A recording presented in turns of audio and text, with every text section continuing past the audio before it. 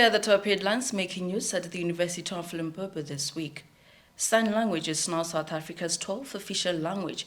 We will talk to a sign language interpreter at the University of Limpopo about this. The campus is buzzing with excitement as the University of Limpopo concludes Open Week today. The university continues to reach out to learners in remote areas to guide them in their career choices. The gender desk at the University of Limpopo is deepening understanding of gender-related challenges and exploring ways to create a more equitable society.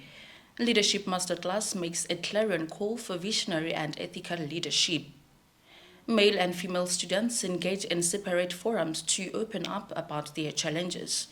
And in your sporting world, rugby at the University of Limpopo has gained momentum. You are watching Inside UL News. My name is Itumilende Pila. Thank you for joining us today.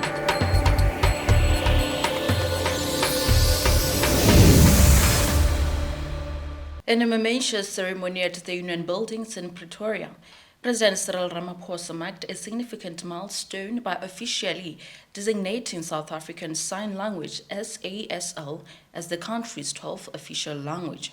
The groundbreaking decision follows the National Assembly's approval in May to amend Section 6 of the Constitution, a move aimed at promoting the rights of individuals who are deaf and hard of hearing. And now, today, we are signing into law a bill that will give us the 12th official language. Having sign language recognized as an official language will address many other challenges that we have faced, but a section of our community has faced. It will resolve issues of access to education, economic and other social opportunities, as well as public participation. The University of Limpopo has for quite some time now been using sign language interpretation at its events, including the graduations. To understand what this means for South Africa at large, we are joined in studio by Chisikawe Dzivani, who is a sign language interpreter at the University of Limpopo attached to the Riahona Disability Center. Ms. Dzivani, thank you so much for joining us and welcome. Thank you for having me. All right, so President Cyril Ramaphosa has described the signing into law of sign languages as South Africa's 12th official language and as a milestone for the nation. You have been in the employ in the University of Limpopo as a sign language interpreter. So can you explain the main provisions of the sign language bill that was signed into law in South Africa? Thank you very much for the opportunity. Quite an amazing time, I must say, for the deaf community. For deaf people, hard of hearing, and those who are using the language as well. I believe that the enacting of this law will enable deaf people to use their language equally with other spoken languages. It will also give them better access to information, and it's also a way of giving them human dignity. To be able to express yourself in your own language and your language of preference as well. Of course. So how does this new law recognize and protect the linguistic and cultural rights of the deaf community? I believe with this bill, deaf people will get better education, better access to information, and I think in general, better participation in public activities, social gatherings, and any other activity, you can name it. So it's more on accessibility and also to enjoy your culture and language just equally as other languages and spoken languages as well. All right. Yeah. So, Ms. Dzivani, will this sign language bill have any implications for the public services and institutions in South Africa, such as schools, government offices, and healthcare facilities? Definitely. I personally think that this is a challenge that we need to take and grab and make use of it. I believe that we as the hearing community need to learn the language now, because if we are saying that we are inclusive and we recognize South African Sign Language as one of the official languages. That means that we need to be accessible in our services. We need to know the language or have interpreters where it's needed. And I think also I would like to urge those who are working in the front line to learn the language, at least know the basics. I mean, imagine you go to government departments or any other institution that is serving the community and you're not able to give the service in a language that someone prefers or understand, because mostly it's not a matter of preference when it comes to sign language. It's the language that they understand. You are not going to say, okay, you don't understand English, let's speak in Chivenda or Sitsonga or whatsoever. So I believe that we need to restructure our institutions and make sure that we are accessible enough in terms of accommodating deaf people and having interpreters as well. All right. So will the sign language bill have any impact on the training and certification requirements for sign language interpreters? Definitely. Just with any other spoken languages, South African sign language interpreting is a profession, just like any other interpreting service or translation service in other languages. So yes, there's a need of training and there's a need to have the relevant qualification, because we need to be competent, we need to be fluent, we need to have the skill in order to be able to service the deaf people. We need to not only just know the language, but we need proper training as well. All right. So how can the general public and other language communities support the successful implementation of the sign language bill? I believe as the general community or the public, we can at least know the basics, know how to greet, know how to maybe introduce yourself, and just to make deaf people feel welcomed, and also to make sure that you have interpreting services where you have gatherings that deaf people are also going to attend, because then in most cases we make these events, we invite deaf people and we forget to procure a sign language interpreter, and then we end up writing back and forth to them, which is I would say, for lack of a better word, it's humiliating, honestly, because we have South African Sign Language, which is enacted by law. In a way, I would say we are obliged to give them service in a language that they understand. We are supposed to accommodate them. We are supposed to at least learn the basics or procure the interpreters, like I said. All right, perfect. So the University of Limpopo has been using the services of sign language. You have signed at the graduations as well. So are there plans to perhaps train more people and staff in sign language? Yes, I think there is a need. There is a great demand when it comes to training, because not only do we want to reach out to teach the basics, but we need to have people enroll in sign language and enroll in sign language interpreting as well, because deaf people need the services. We need to have information accessible. We need to have deaf people accessing all different government departments. I mean, you go to the hospital, you go to the municipality, and then who is giving service to the deaf people? Who is interpreting for the deaf people? Do we know the language? How are we accommodating them? So I personally think that there's a need, and now taking it home, we are a university that believes in finding solution for Africa. And as part of that, we as the RDC, we have committed ourselves to prepare a short course, a basic South African Sign Language short course, to empower our staff members. You know, charity begins at home. So we are going to start with our staff members, our students, just to give them the basics, so that by the time we have deaf learners coming into our institution, the security people at the gate know how to greet them, then they will feel welcomed as well. And just for personal improvement as well, just to empower yourself, learning something new. And of course, the South African Sign Language, basic sign language courses will be available to the public as well. We are busy with such a curriculum, so it's quite interesting. Very interesting. Yeah, and we're excited. Thank you so much for having chat with us, Ms. Divani. Thank you very much for having me. That was Ms. Divani giving us insight on the sign language interpretation at the University of Limpopo. Another story takes us to the vibrant campus of the University of Limpopo, where the annual Open Week has created a buzz of excitement. Thousands of students from across the country have descended upon the university to get a first-hand experience of campus life and explore the various centers of excellence and service centers.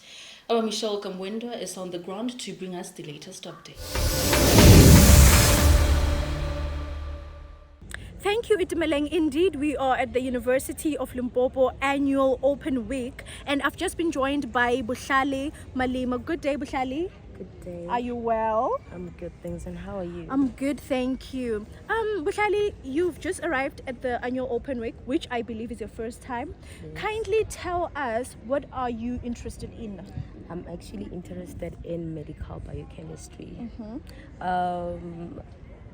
From what I researched about, medical biochemistry is a study of, helping in finding cures for viruses and many other diseases. So I actually chose medical biochemistry because I've realized that there was a virus, called coronavirus. I saw that many scientists were more focused on coronavirus and they could find the cure very quickly, but they are unable to find the cure for HIV and cancer. So I'm actually choosing this because I want to help them in finding cures for viruses like cancer and HIV, because they are the most viruses that kill a lot of people. Awesome, quite interesting.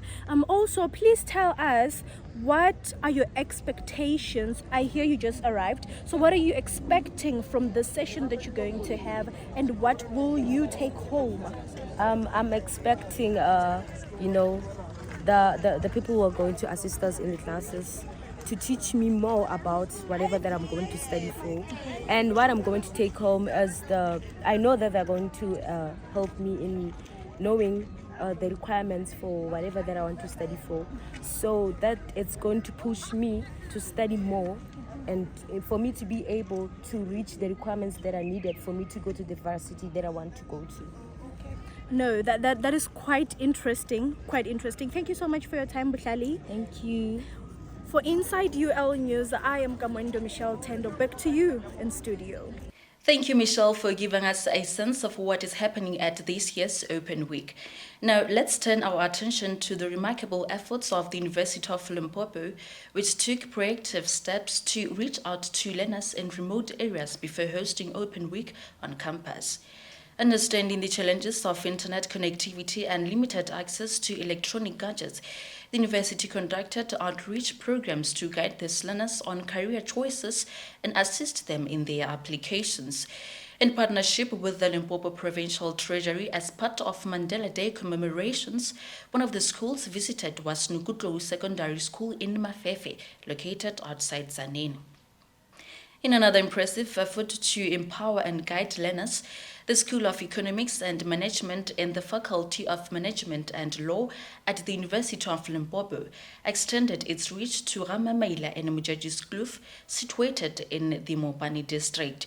The school organized a career fair at two local institutions, Sekgosese High School and Kugani Secondary School. In other news, the gender desk at the university has been at the forefront of advocating for gender equality and fostering a safe and inclusive environment for everyone on campus and in surrounding communities.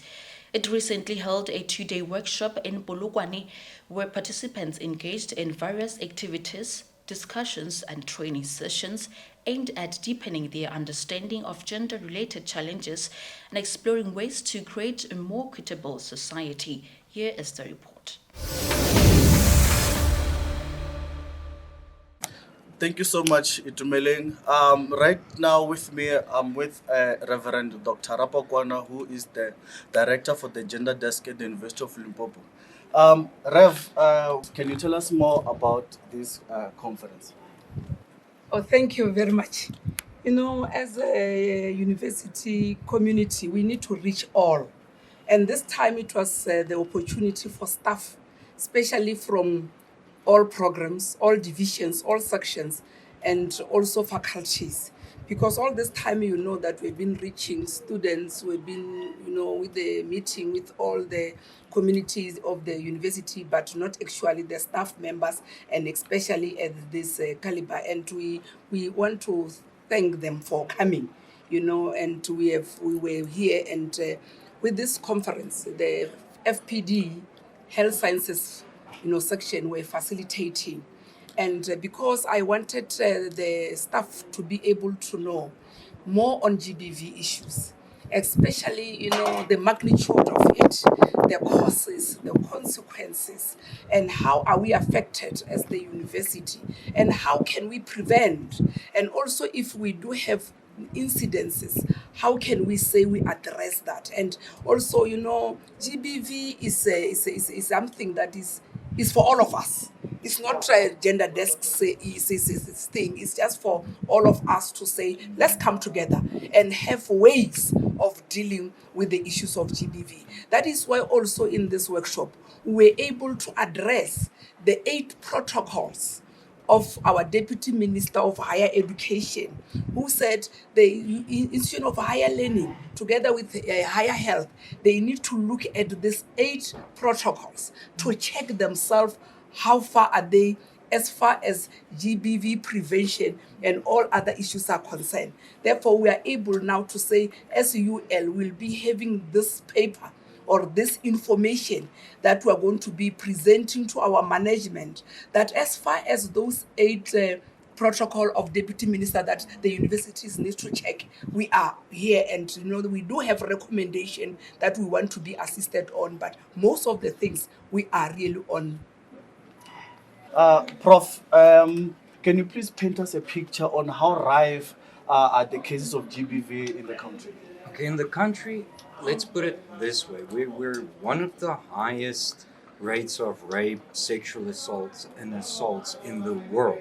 And that's just the reported cases. What research has shown us is a lot of victims do not have trust in the police and in the justice system, so they don't go to report.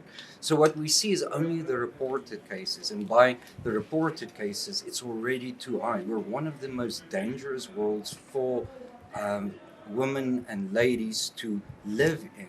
And that's a massive problem, and that needs high level and also local interventions. So, Prof, what do you think could be some of the mitigating measures, or what can we do in order to try and educate the society or the community and reduce the statistics? Okay, to reduce the statistics, we need a caring police force. We need society to realize that any form of victimization is wrong.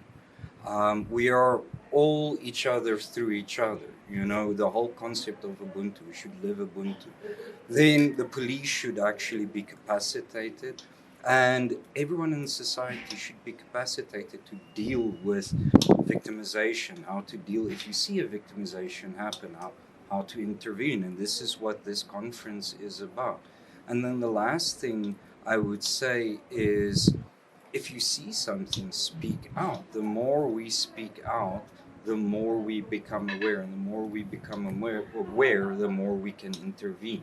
Okay. Thank you very much for your input. Thank you. We'll take a short break and be back with more updates. Stay with us, and we will be right back after this break.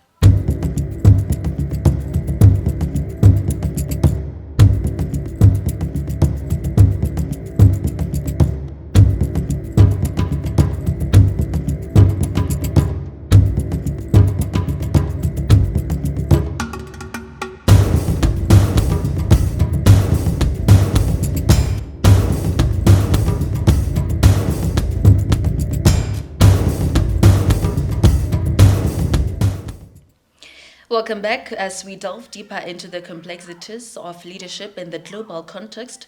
The issue of good and ethical leadership remains a contentious topic in South Africa and many countries worldwide. With socio-economic challenges and the pursuit of economic growth, some have raised concerns about the lack of visionary leaders, while others point to corruption and shortcomings in service delivery. To address these critical issues, the University of Limpopo hosted a leadership masterclass inviting a luminary in the field, Lincoln Mali, the author of the book titled Blazing a Trail: Lessons for African Leadership.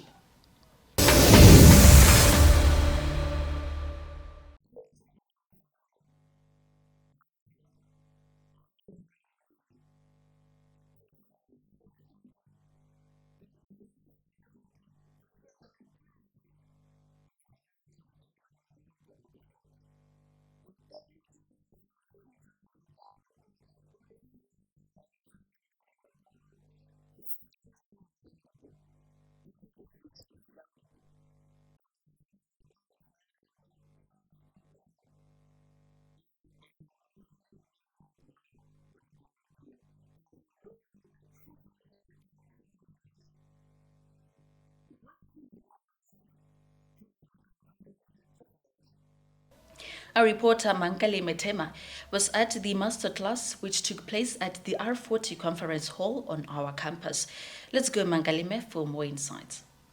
With me here now, I'm joined by Lebogang. Lebogang, thank you so much for giving us this opportunity to talk to you.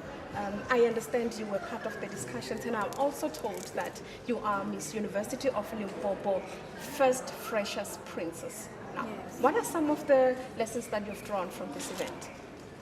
Well, from this event, I've learned leadership skills that one can implement to become a good leader.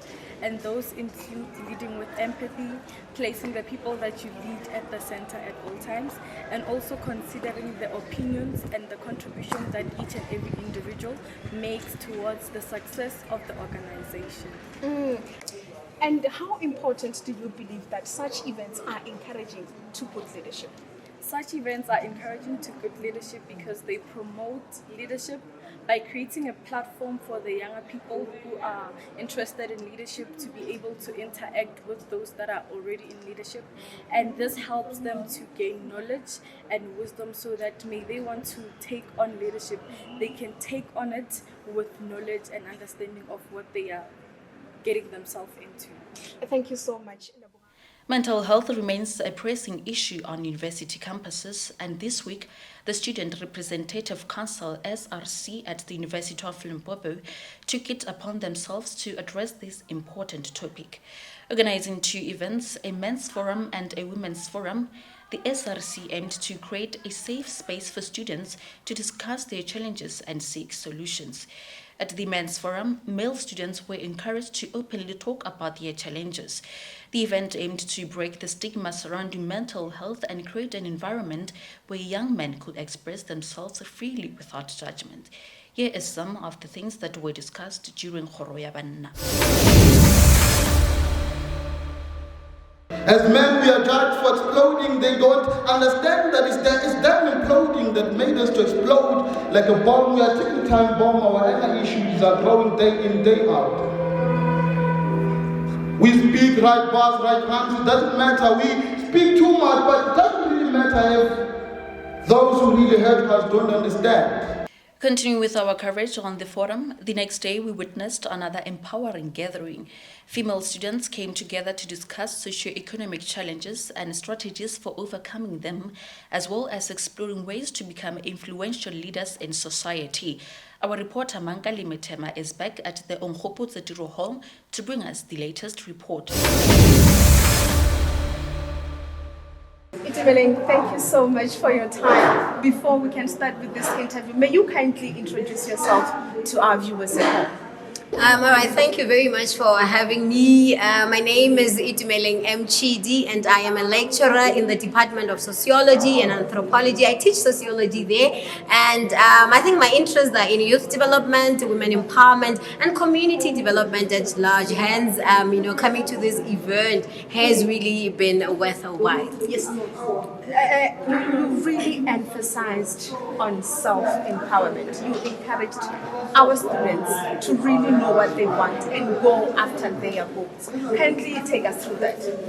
Of course, the agenda for today was about women empowerment, and I see it as a very critical topic to really talk about, especially at this level, where the students are still pursuing their careers, where the students are still aspiring to become what they desire to be. So for me, women empowerment really should start here, not at the time when they are already working, and not at a time in which they're already venturing in their different entrepreneurship and leadership spaces. For me today, some of the things that I spoke to them about was, fully knowing who they are, so that when they know themselves, they're able to pursue their careers, they're able to pursue their entrepreneurship, dreams and goals, and most importantly, to become leaders in their own rights, to become leaders in their families, to become leaders in their societies, in their classes, in every space that they find themselves in. So for me, those are some of the things that I alluded when I was talking about, fully empowering and fully developing the woman. And of course, my topic was the change that we desire to see. So women of today, may they know that they are the change that we desire to see today. Yes. That is Itumeleng M. Chidi, very vocal about self-employment, and she was the keynote speaker at Women's Conference, and she's also a panelist. Let's take a short break. When we return from the break, we bring you sport updates. Stay tuned to Inside UL News.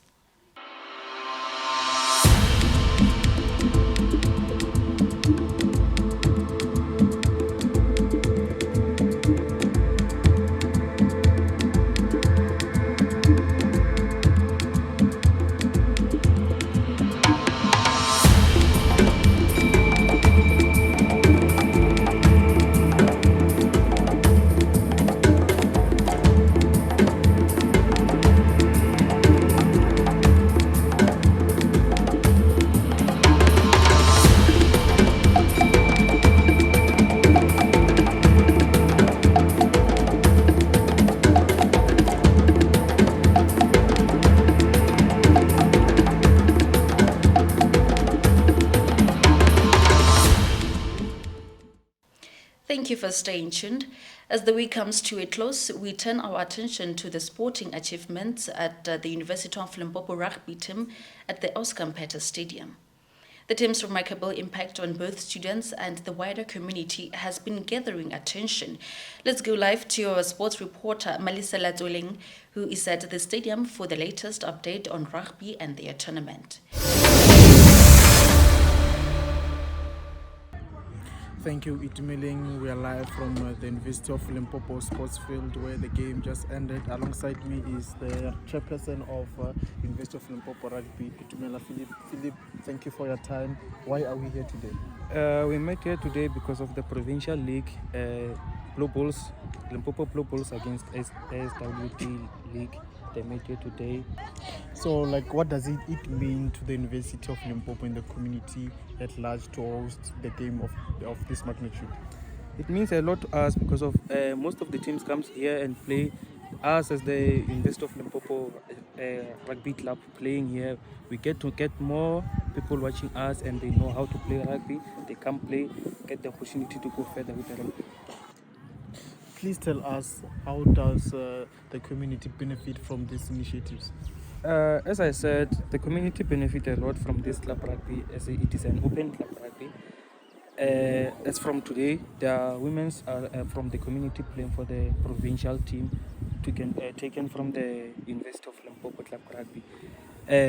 Not forgetting that we are approaching Women's Month, then it is a good empowerment for women. Well, that was the chairperson of University of Limpopo Rugby, saying that it is not only students who have to play for the rugby of the University of Limpopo. Everyone from the community is allowed to do so. Well, from me to the Morris, coming from University of Limpopo Sports Field, back to you in studio. Well, this brings us to the end of our news bulletins for this week. Thank you for joining us. We will be back next week Friday. Until then, have a great week ahead. And the rest of the Inside UL News team,